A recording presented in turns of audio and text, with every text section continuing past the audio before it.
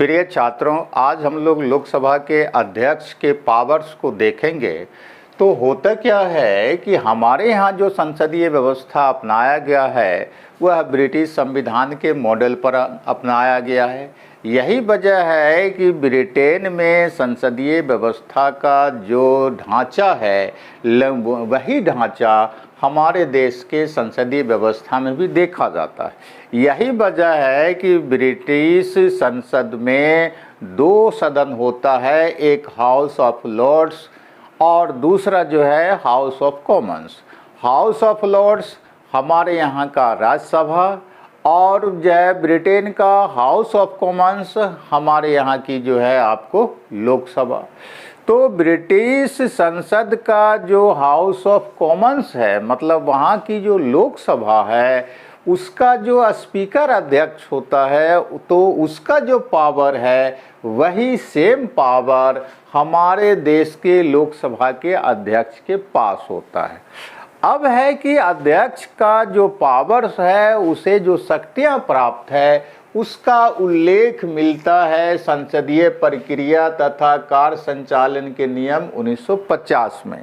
अगर यह क्वेश्चन दिया कि भारतीय लोकसभा के अध्यक्ष का पावर्स किस देश के स्पीकर के बराबर है, तो सीधा होगा ब्रिटिश स्पीकर के बराबर।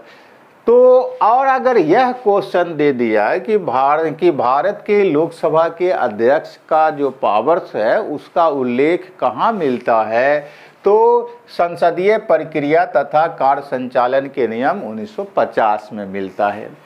अब हम लोग देखेंगे कि भाई यह लोकसभा के अध्यक्ष को क्या क्या अधिकार मिला हुआ है। तो पहला अधिकार आता है कि संसद के अंदर संविधान के प्रावधानों, उसी के साथ लोकसभा की प्रक्रिया और कार्य संचालन के नियमों का अंतिम यह व्याख्या करता होता है। तो चूंकि हमारे देश में जो संसद है, तो जाहिर सी बात है संसद के संबंध में जो प्रावधान है उसी प्रावधान के अंतर्गत संसद की कार्यवाही चलेगी।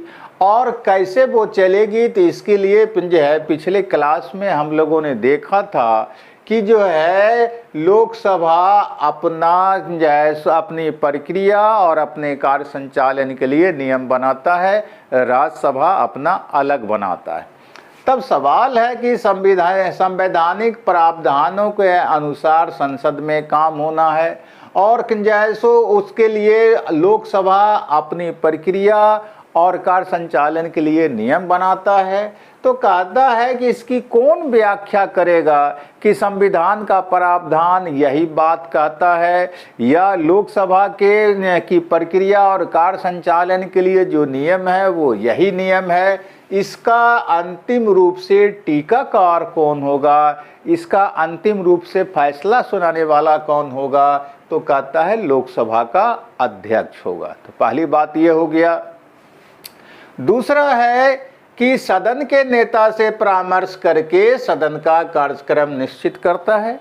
सदन का नेता मतलब लोकसभा में बहुमत प्राप्त दल का नेता। लोकसभा में दो तरह का नेता होता है मान्यता प्राप्त, एक जो है आपको सदन का नेता होता है, एक जो है विपक्ष का नेता होता है। तो सदन का नेता कहने का मतलब कि लोकसभा में जिस दल को बहुमत प्राप्त है तो उस दल का एक नेता वहाँ घोषित होता है।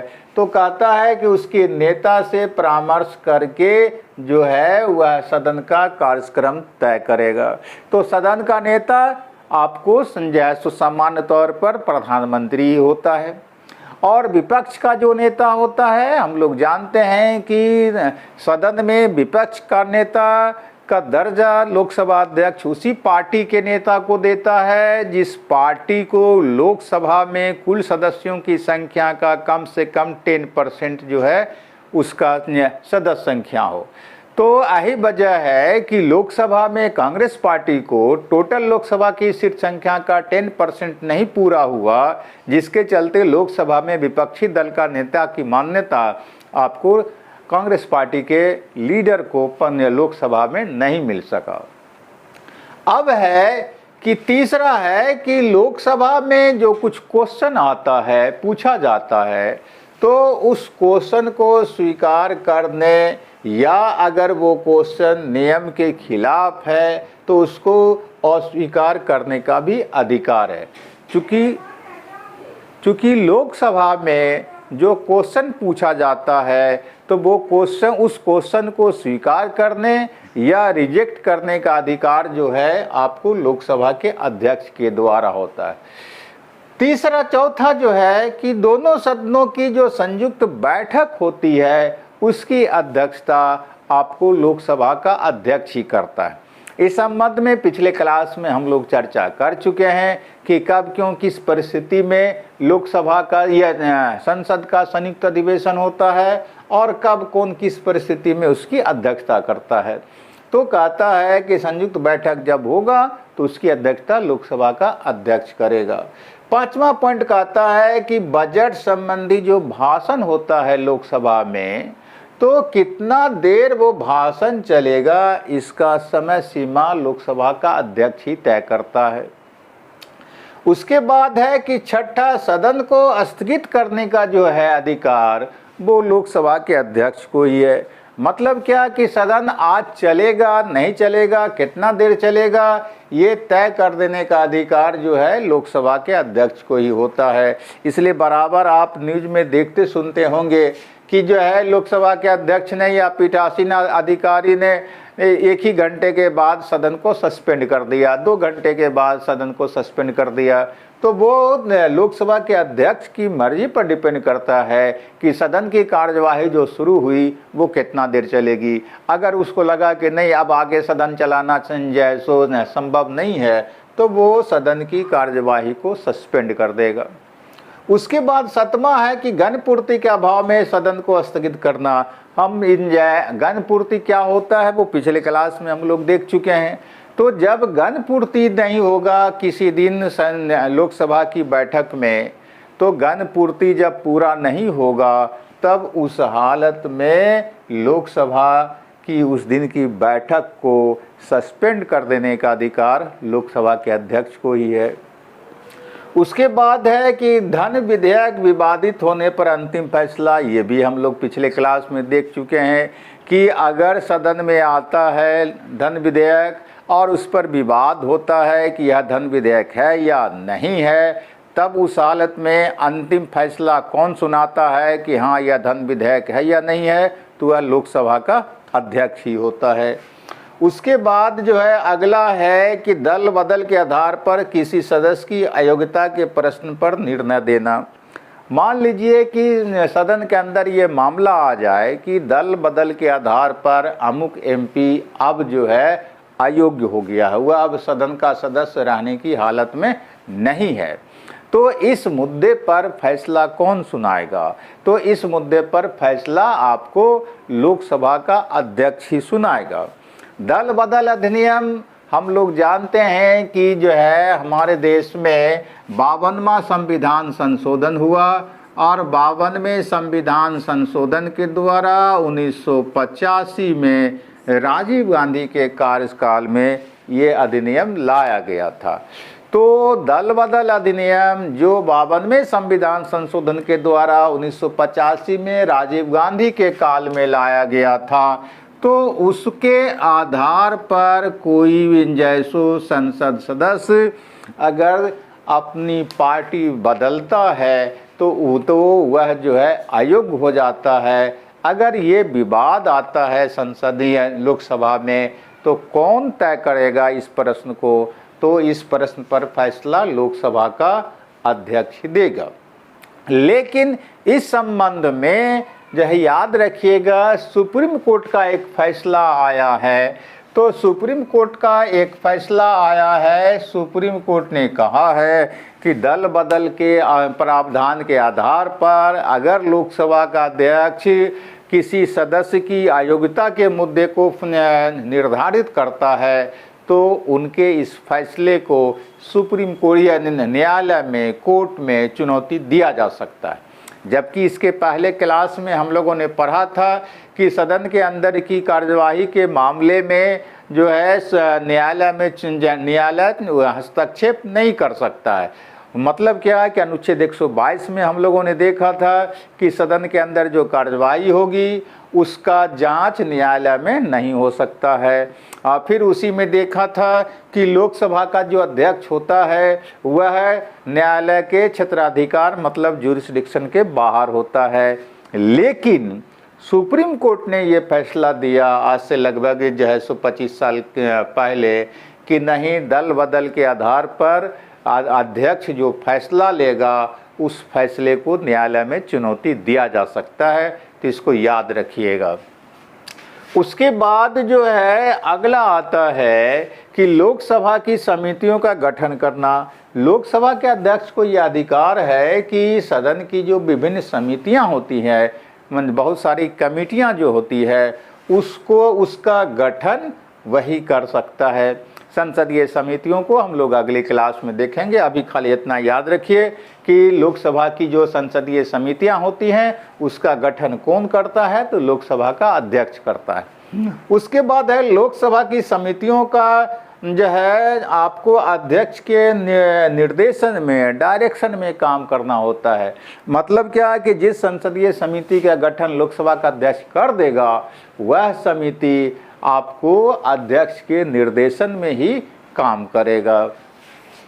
अब आता है अगला 12वां कि कार्य स्थगन प्रस्ताव अध्यक्ष की अनुमति से ही संसद में पेश हो सकता है। तो कार्य स्थगन प्रस्ताव जब भी लोकसभा में पेश होगा तो अध्यक्ष की अनुमति से, अगर अध्यक्ष ने अनुमति नहीं दिया तो सदन में पेश नहीं हो सकता। अब आप सवाल करेंगे कि ये कार्य स्थगन प्रस्ताव क्या है, तो अगले क्लास में हम लोग देखेंगे। क्योंकि यहाँ पर अगर हम उसकी चर्चा करने लग जाएं तो वो ये लंबा क्लास हो जाएगा। तो इसलिए टॉपिक वाइज हम लोग अध्ययन करें तो वो कहीं ज़्यादा बेहतर है। खाली इतना याद यहाँ पर रखें कि कार्य स्थगन प्रस्ताव अध्यक्ष की अनुमति से ही सदन में पेश हो सकता है। उसके बाद है कि अध्यक्ष जो होता है वह आईपीजी का अध्यक्ष होता है। आईपीजी मतलब इंडियन पार्लियामेंट्री ग्रुप। तो ये जो आईपीजी है, ये आईपीजी का मतलब है Indian parliamentary group, Indian parliamentary group. तो ये ग्रुप क्या होता है, ये जो है आपको भारत का जो भारत का जो संसद है उसका संबंध दुनिया के दूसरे देशों के संसद के साथ जो होता है, तो वो है उसका अध्यक्ष जो है आपको लोकसभा का अध्यक्ष ही होता है। तो भारतीय संसदीय ग्रुप का अध्यक्ष कौन होता है, भारत के संसदीय ग्रुप का, तो अध्यक्ष होता है लोकसभा का अध्यक्ष। अब भारत का जो ये संसदीय ग्रुप होता है उसका काम क्या है, तो दुनिया के दूसरे देशों के संसद के साथ कड़ी का काम करता है, पुल का काम करता है, ये चेन का काम करता है। अब है कि निर्णायक मतदान देना। हम लोग पिछले क्लास में देखा है कि लोकसभा का जो अध्यक्ष होता है या पीठासीन अधिकारी जो होता है वह प्रथमतः मत नहीं देता। प्रथमतः यह संवैधानिक शब्दावली है। प्रथमतः का मतलब होता है कि जैसे दूसरे सदस्य लोग वोट करेंगे वैसे ये वोट नहीं करता है। ये वोट तब करता है जब किसी मुद्दे पर पक्ष और विपक्ष में 50-50% वोटिंग हो जाता है। तब उस हालत में फैसला कैसे होगा, तो फैसला कराने के लिए अध्यक्ष को यह अधिकार है कि आप तब वोट डालिएगा। तो इसका उस हालत में वोट डालना ही निर्णायक मतदान करना होता है।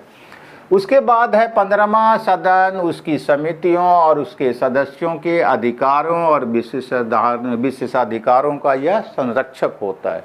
तो जाहिर सी बात है कि लोकसभा का अध्यक्ष लोकसभा का सर्वोच्च अधिकारी होता है। इस नाते वह सदन का जो आपको विशेषाधिकार है या अधिकार है या जो है सो लोकसभा की जो समितियां हैं उसका जो अधिकार विशेषाधिकार है या लोकसभा का जो सदस्य है उसका जो अधिकार और विशेषाधिकार है, सबका यह संरक्षक है, सबका यह गार्जियन होता है।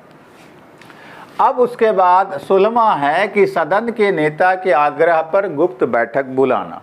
तो सदन के नेता पर मतलब क्या, यहाँ पे सीधा समझ लीजिए प्रधानमंत्री सदन का नेता का मतलब। तो जब सदन का नेता आग्रह करेगा लोकसभा के अध्यक्ष से कि आप एक गुप्त मीटिंग बुलाइए सदन का, तो उस हालत में यह सदन का एक गुप्त मीटिंग बुलाएगा जिसमें बाहरी लोगों को आने जाने का कोई परमिशन नहीं होगा।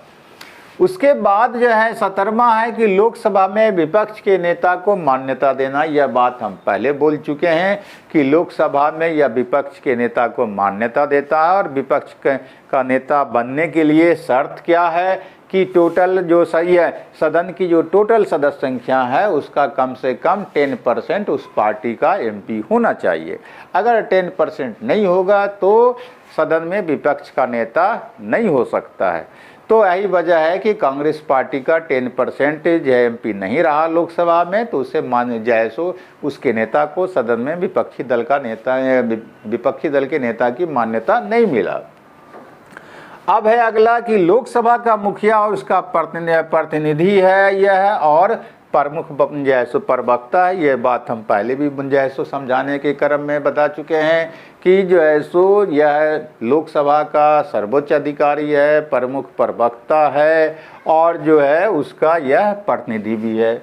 उसके बाद अगला क्वेश्चन है कि लोकसभा सचिवालय का यह प्रमुख है। तो पिछला जो कई क्लास संसद के बारे में चला है तो उसमें हमने कहा था कि लोकसभा का अलग सचिवालय होता है और राज्यसभा का अलग सचिवालय होता है।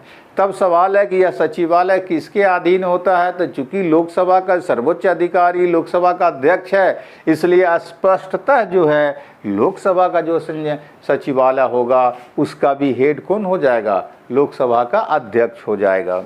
उसके बाद अगला पॉइंट है कि कार्य सलाहकार समिति, सामान्य परियोजना समिति और नियम समिति का यह अध्यक्ष होता है। तो पहले हमने देखा कि जैसे विभिन्न जो संसदीय समितियां होती है लोकसभा की, उसका गठन कौन करता है, लोकसभा का अध्यक्ष करता है। वह समिति किसके डायरेक्शन में काम करता है, तो लोकसभा के अध्यक्ष के डायरेक्शन में काम करता है। यहाँ पर हम बात कर रहे हैं कि कई ऐसी संसद की समितियां हैं लोकसभा के अंदर जिसका अध्यक्ष खुद जो है लोकसभा का अध्यक्ष होता है। तो वैसी कौन सी लोकसभा की संसदीय समिति है जिसका अध्यक्ष लोकसभा का अध्यक्ष होता है, तो एक है कार्य सलाहकार समिति, दूसरा है सामान्य परियोजना समिति, और तीसरा है नियम समिति। तो इसका यह स्वयं जो है अध्यक्ष होता है।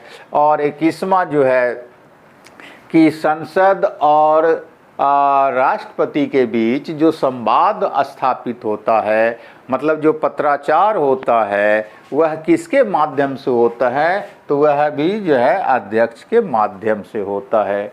तो इस तरह से अध्यक्ष का ये सारा पावर्स रहता है। अगर क्वेश्चन जो आपको देगा तो इन्हीं सारे फैक्ट्स के आधार पर कोई क्वेश्चन आपसे पूछ सकता है। थैंक यू, धन्यवाद।